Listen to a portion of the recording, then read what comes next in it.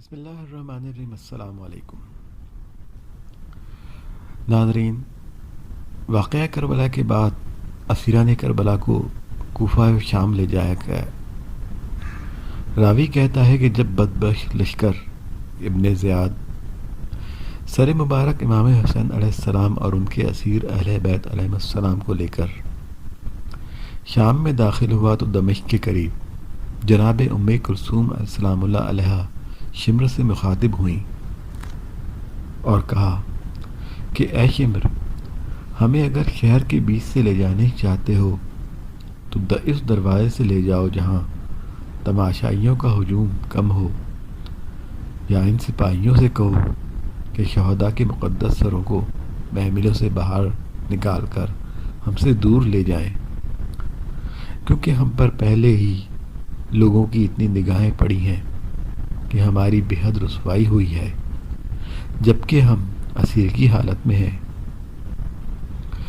شمر، جو کہ اپنی پست فطرت ظلم و ستم کے لیے مشہور تھا، بی بی ام کلثوم سلام اللہ علیہ کے جواب میں سپاہیوں سے کہنے لگا، سروں کو نیزوں پر بلند کر کے محملوں کے درمیان میں لے جاؤ۔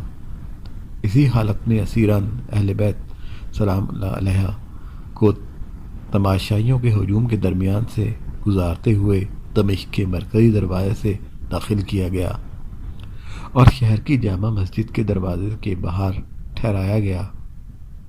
اے محمد کے نواسے، تیرے خون آلود سر کو شام لایا گیا، تیرے قتل سے کھلم کھلا اور جان بوجھ کر رسول خدا صلی اللہ علیہ وآلہ وسلم کا قتل ہوا۔ اے فرزند پیغمبر صلی اللہ علیہ وآلہ وسلم، تجھے تشنہ لب قتل کیا گیا اور قرآن کی رعایت نہیں کی گئی، اور تیرے قتل پر نعرہ تکبیر بلند کیا گیا، جبکہ تیرے قتل کے ساتھ تکبیر و تہلیل بھی قتل ہو گئے۔ علامہ مجلسی رحمہ اللہ علیہ جلال العیون میں فرماتے ہیں کہ کچھ معتبر کتب میں مروی ہے کہ سہل بن سعد رضی اللہ عنہ کہتے ہیں کہ میں ایک سفر پر شام گیا، میں نے دیکھا کہ شہر بہت پر رونق ہے، میں نے دیکھا کہ بازاروں میں آئینہ بندی کی گئی ہے اور پردے لٹکائے گئے ہیں، لوگ طرح طرح کی زینت سے آراستہ ہیں، دف نقارے اور طرح طرح کے ساز بج رہے ہیں۔ میں نے دل میں سوچا کہ شاید آج کوئی عید کا دن ہے۔ کچھ لوگوں سے جا کر پوچھا کہ آج شام میں کوئی عید کا دن ہے جو کہ ہمارے یہاں مشہور نہیں؟ انہوں نے کہا کہ اے شیخ، کیا تو یہاں مسافر ہے؟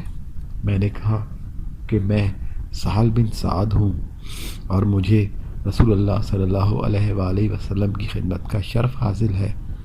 وہ بولے کہ اے سعد، ہمیں تعجب ہے کہ آسمان سے خون کیوں نہیں برسا اور زمین الٹ کیوں نہیں جاتی؟ میں نے پوچھا کیوں؟ کہا کہ یہ خوشی اس لیے ہے کہ حسین بن علی علیہ السلام کا سر مبارک عراق سے بطور ہدیہ لایا جا رہا ہے۔ میں نے کہا امام حسین علیہ السلام کا سر لایا جا رہا ہے اور لوگ خوشیاں منا رہے ہیں؟ میں نے پوچھا کون سے دروازے سے لایا جائے گا؟ کہا باب السعد سے۔ میں جلد از جلد اس جگہ پہنچا اور دیکھا کفر و ضلالت کے جھنڈی ایک ایک کر کے لائے جا رہے ہیں۔ اچانک دیکھا ایک سوار نیزہ اٹھائے آ رہا ہے جس پر ایک سر نصب ہے اور سب سے زیادہ رسول خدا صلی اللہ علیہ وآلہ وسلم سے مشابہت رکھتا ہے۔ کٹے بچے اور عورتیں ہیں کہ جو بنا کجاؤں اونٹوں پر سوار ہیں۔ میں ایک بچی کے پاس گیا اور پوچھا کہ کون ہو تم؟ جواب دیا میں سکینہ بنت الحسین ہوں۔ میں نے کہا میں آپ کے نانا کا صحابی ہوں، اگر کوئی خدمت ہو تو بتائیے۔ تو بی بی نے فرمایا کہ اس بدبخت کو کہو کہ میرے بابا کا سر مبارک ہمارے بیچ سے نکال کر آگے چلائے کہ لوگ سر مبارک کو دیکھنے میں مشغول رہیں اور ہم سے ان کی نگاہیں ہٹ جائیں اور رسول اللہ صلی اللہ علیہ وآلہ وسلم کے حرم کی رسوائی نہ ہو۔ سہل کہتے ہیں کہ میں اس شخص کے پاس گیا کہ جس کے پاس سر مبارک تھا۔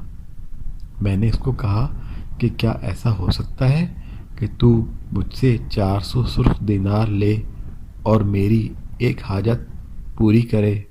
اس نے مجھ سے حاجت پوچھی اور پیسوں کے عوض سر مبارک کو آگے لے گیا۔ اللہم صلی علی محمد و آل محمد وعجل فرجہم والعن اعدائہم۔ اللہ لعنت کرے رسول خدا اور ان کے اہل خانہ کو قید کرنے والوں۔ اللہم صلی علی محمد و آل محمد۔